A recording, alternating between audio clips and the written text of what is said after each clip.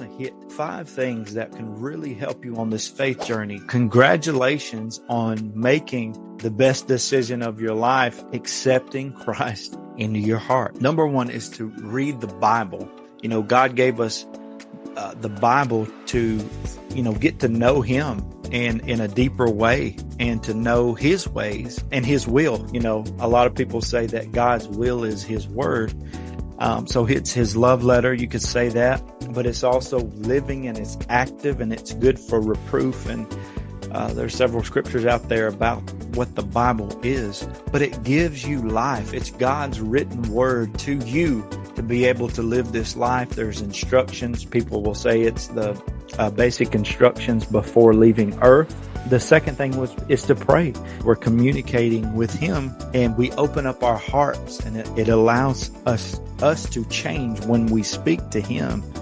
And, getting to know God, it will allow you through His word, getting to know Him through His word, it will allow you to know how to talk to Him, how to pray, because you know who He is and what His will is for your life. The third one is to go to church. I know some people believe that the third point is optional, but it really isn't. Because in Hebrews 10:24 through 25, it says, "Let us consider one another and stir up love and good works, not forsaking the assembling of ourselves together, as in the manner of some, but exhorting one another, and so much more.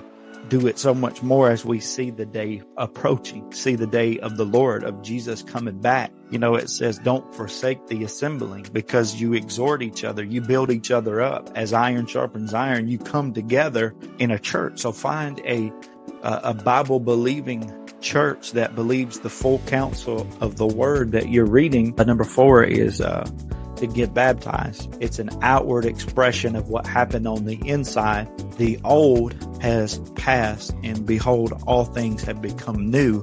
You're showing people the commitment that you have made with Jesus. So baptism doesn't save us, but it does help us represent that. What's going on is symbolic act.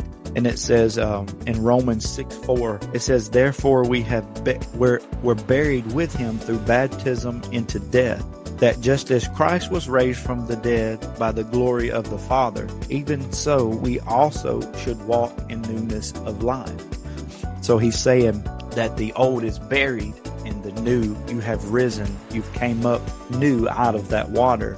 And it's a representation of that new life that you have. Number 5, key here is to tell others. There is something super powerful about sharing your